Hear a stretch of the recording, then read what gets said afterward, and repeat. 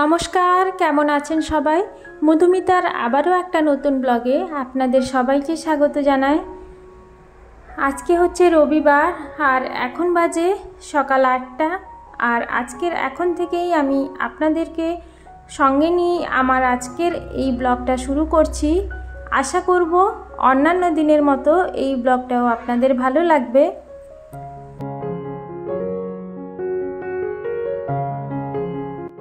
আজকে সকাল সকাল উঠে ঘরের কাজকর্মগুলো শেষ করে নিয়েছি, তো ভাবলাম রান্না করার আগে আজকে এই কিচেনটাকে একটু পরিষ্কার করব। প্রত্যেক দিন একটু একটু করে পরিষ্কার করে সমস্ত জিনিসপত্রগুলো গুছিয়ে রাখছি, কারণ একদিনে যদি আমি সমস্ত কিচেনটাকে পরিষ্কার করতে যাই তাহলে আমার কিন্তু অনেকটা সময় চলে যাবে আর আমি অন্যান্য কাজকর্মগুলো করতে পারবো না। কারণ বাড়ির সমস্ত কাজ যেহেতু সামলাতে হয়, সেই জন্য একটা কাজের প্রতি যদি এতক্ষণ সময় লাগিয়ে দিই তাহলে অন্যান্য কাজগুলো আর হবে না, তখন খুবই সমস্যায় পড়তে হবে।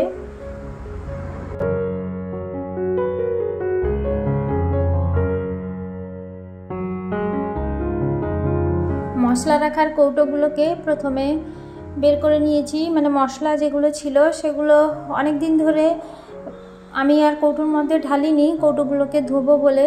তো সেই জন্য আর বাদবাকি যে মশলাগুলো ছিল সেগুলো আলাদা পাত্রে একটা ঢেলে নিয়েছি। আর এবার কৌটোগুলোকে ভালো করে একটু মেজে ধুয়ে পরিষ্কার করে নেব। আসলে কি বলুন তো, তেল চিটচিটে ভীষণই হয়ে যায়, যেহেতু গ্যাসের একেবারে পাশেই রাখা থাকে, ওই জন্য আর সব সময় রান্না করার সময় তো আর হাত ধুয়ে সব সময় ধরা সম্ভব হয় না, সেই জন্য এটা সেটা লেগেও তার গায়ে তেল চিটচিটে একটা ভাব চলে আসে।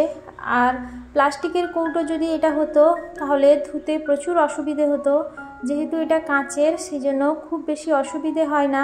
একটু সাবধানে ধুতে হয়, কিন্তু বেশি কষ্ট করতে হয় না, একটু ঘষে দিলেই সুন্দর ঝকঝকে পরিষ্কার হয়ে যায়।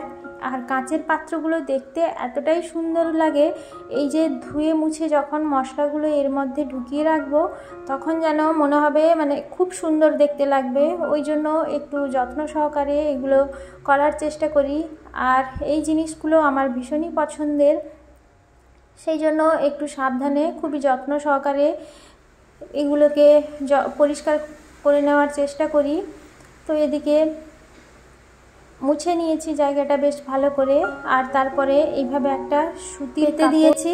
এবার ওর উপরেই কৌটোগুলোকে প্রথমে উপর করে রেখে দেব, জল ঝরে গেলে আবার একটা শুকনো কাপড় দিয়ে ভালো করে মুছে ওর মধ্যে মশলাগুলোকে ভরে রাখবো।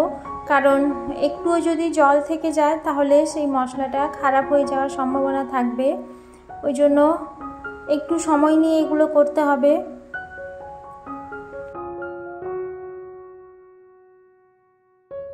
আরও কিছু কিছু কৌটো ছিল, এগুলো হচ্ছে আমি যখন ওই যে তেলের বোতল কিনেছিলাম তার সঙ্গে 4টে দিয়েছিল, ওই 4টে কৌটো আমি ইউজ করি, কারণ কাঁচের পাত্রগুলো আমার বেশ ভালো লাগে দেখতে, ওই জন্য ওগুলোকেও ভাবলাম ধুয়ে রেখে দিই, কারণ যখন পরিষ্কার করছি তখন সবগুলো একসঙ্গে করে নেওয়াই ভালো।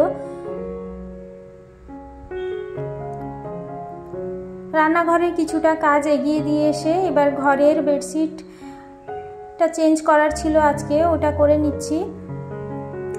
আর এই বেডশিটটা পাতার একটাই কারণ হলো, ছেলে আমার খুব পছন্দ এই বেডশিটটা, যেহেতু এখানে হাতির ছবি দেওয়া আছে, ও ভীষণই পছন্দ করে এটার উপর ঘুমাতে বলুন, কিংবা ওইটা দেখেও খুব খুশি হয়।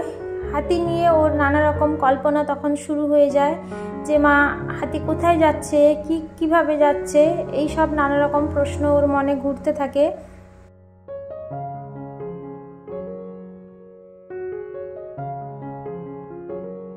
আসলে ছোট বাচ্চাদের বয়সটাই এমন, তারা সব কিছু জিনিস এখন জানবে, ভাঙবে, ফেলবে, ছুঁড়বে, তাতেই ওদের আনন্দ, তাতেই ওদের মজা।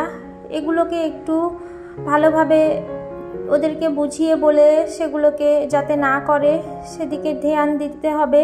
তার সাথে সাথে ওদের এই দুষ্টুমিটাকেও উপভোগ করতে হবে, কারণ বাবা মায়েরা কিন্তু প্রত্যেক বাবা মায়েরাই ছেলেদের এইসব দুষ্টুমি বদমাশি এগুলোকে প্রচুরভাবে উপভোগ করে, কারণ এই সব সময় চলে গেলে কিন্তু আর ফিরে আসবে না।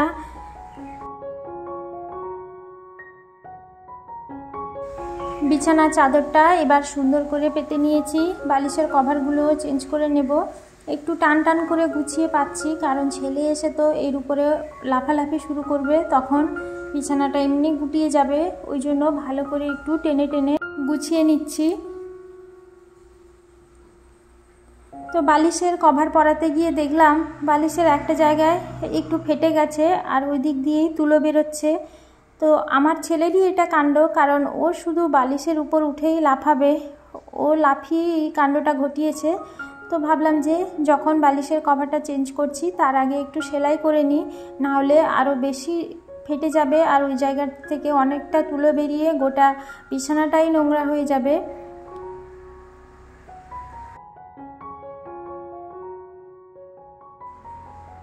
একটা নারী যেমন এক হাতে সংসার সামলাতে পারে, সেরকম বাইরের জগৎটাকেও সামলাতে পারে।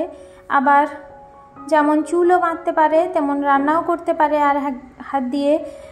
এটা কিন্তু প্রত্যেকটা নারীরই ধর্ম, কারণ ওরা প্রচুর কষ্ট সহ্য করেও মুখ বুজে থাকে, তবুও বাড়ির কাজকর্মগুলো যাতে খুব সুন্দর করে করা যায় সেদিকে নজর দেয়। তখন কিন্তু নিজের কষ্টটা একেবারেই ভুলে যায়। তো এদিকে বিছানাটা গুছিয়ে নিয়ে ঘরটা এবার ভালো করে ঝাড় দিয়ে দেব, তারপরে ঘরটাকে সুন্দর করে মুছে নেব। আবার আজকে তো রবিবার, আজকে নাকি রাত 11টার সময় রেমাল নামে যে ঘূর্ণিঝড়টা বঙ্গোপসাগরে ঘনীভূত হয়েছে, ওটা নাকি উপকূলে আছড়ে পড়ার সম্ভাবনা আছে। তো সেই জন্য একটু ভয়ও লাগছে সকাল সকাল, সেই জন্য কাজকর্মগুলো তাড়াতাড়ি গুছিয়ে নিচ্ছি, কারণ রাত্রেবেলা কখন কি হবে সেটা তো বলা যায় না। ওই জন্য আগে ভাগে সমস্ত কাজকর্মগুলো গুছিয়ে রাখলে খুবই ভালো হয়। কারেন্ট থাকবে কি থাকবে না সেটারও একটা সমস্যা আছে। আর আপনাদের সবাইকেও জানাবো, আপনারা সবাই ভালো থাকবেন, সাবধানে থাকবেন, আর আমরাও সবাই সাবধানে থাকার চেষ্টা করব। তো এদিকে ঘরটা এবার মুছে নেব। বন্ধুরা, আমার ব্লগ আপনাদের কেমন লাগলো অবশ্যই আমাকে কমেন্ট করে জানাবেন।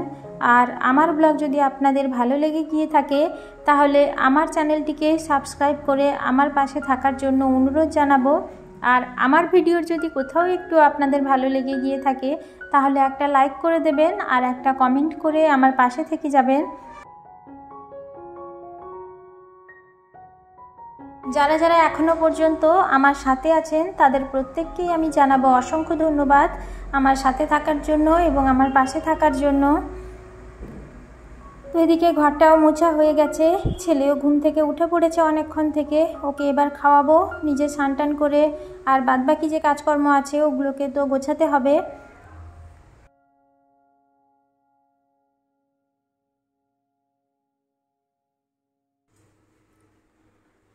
সকালবেলা উঠে যদি তাড়াতাড়ি করে ঘরটা মোছা, ঘর ঝাড় দেওয়া আর ঠাকুর পুজোটা হয়ে যায় স্নান করে, তাহলে কিন্তু অনেকটা কাজ সকালবেলা হলে শেষ করে ফেলা যায়। তো এদিকে স্নান করার আগে একটু চুলটা বেঁধে নিচ্ছি, কারণ চুলগুলো সব এলোমেলো হয়ে আছে, স্নান করতে গেলেই ভিজে যাবে। আর আজকে তো চুল ভেজাবো না, ওই জন্য চুল ভিজে থাকলে শুকোতেও চাইবে না, যেহেতু সারাদিন ওয়েদারটা একেবারেই ভালো নয়, তাতে মাথা ব্যথা আরও বেড়ে যাবে। তো সেই জন্য চুলটা একটু বেঁধে নিচ্ছি, তারপরে স্নান টান করে রান্না করতে চলে যাব।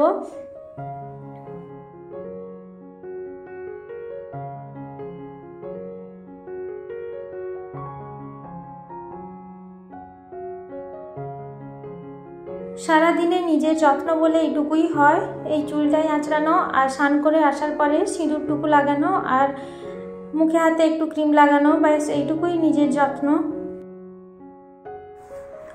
তো এদিকে স্নান টান করে এসে রান্নাটা চাপিয়ে দিয়েছি, একদিকে ভাত বসিয়ে দিয়েছি, ভাতের জলটা গরম হতে হতে এবার চালটা ধুয়ে নেব। জল গরম হলে তার মধ্যে যদি চালটা দিয়ে ভাত রান্না করা হয় তাহলে দেখেছি ভাতটা অনেকটা ঝরঝরে হয় আর খুব তাড়াতাড়িও হয়ে যায়। আর আগে থেকে একটু চালটা ভিজিয়ে রাখলে ভালো হয়। এক একদিন যেদিন সময় পাই আগে থেকে চালটা ভিজিয়ে রাখি, আর যেদিন হয়তো মনে থাকে না কিংবা দেরি হয়ে গেছে সেদিন আর চালটা ভিজানোর সময় হয় না। আসলে প্রত্যেক দিন তো আর সমান যায় না, ভাতের মধ্যে একটু উচ্ছের আলু সেদ্ধ দিয়েছি, আর এদিকে শাকটাও ভাজা হয়ে গেছে। তো ছেলের খাওয়াটা এদিকে বানিয়ে নিচ্ছি। আজকে একটু দেরি হয়ে গেল, ভাত হতে একটু টাইম লাগবে, ওই জন্য ছেলে খাওয়ার জন্য বায়না করছে। ওর ঘুমও পেয়ে গেছে, সকাল থেকে একেবারে ভোর থেকে উঠেছে। তো সেই জন্য ওকে এই খাবারটা করে একে খাইয়ে ঘুম পাড়িয়ে দেব, তারপরে আর আস্তে ধীরে কাজকর্মগুলো করব। ছেলের খাবারটা হয়ে যেতে এপাশে আমি 4টে ডিম সেদ্ধ করতে বসিয়ে দিয়েছি, আর এটা হতে হতেই আমি ওই সুযোগে ছেলেকে খাইয়ে দিয়েছি। আর অন্য একটা তরকারির সবজিও কেটে নিয়েছিলাম, তো সেটাও রান্না হয়ে গেছে। এটা হচ্ছে মাছের তেল দিয়ে আলু, বেগুন আর নানা রকম সবজি দিয়ে পুঁই শাক দিয়ে একটা তরকারি। তো বন্ধুরা, আজকের মতো আমার ব্লগটা এখানেই শেষ করছি। দেখা হবে আপনাদের সঙ্গে আবারও একটা নতুন ব্লগ। সবাইকে জানাবো অসংখ্য ধন্যবাদ আমার সাথে থাকার জন্য, পাশে থাকার জন্য।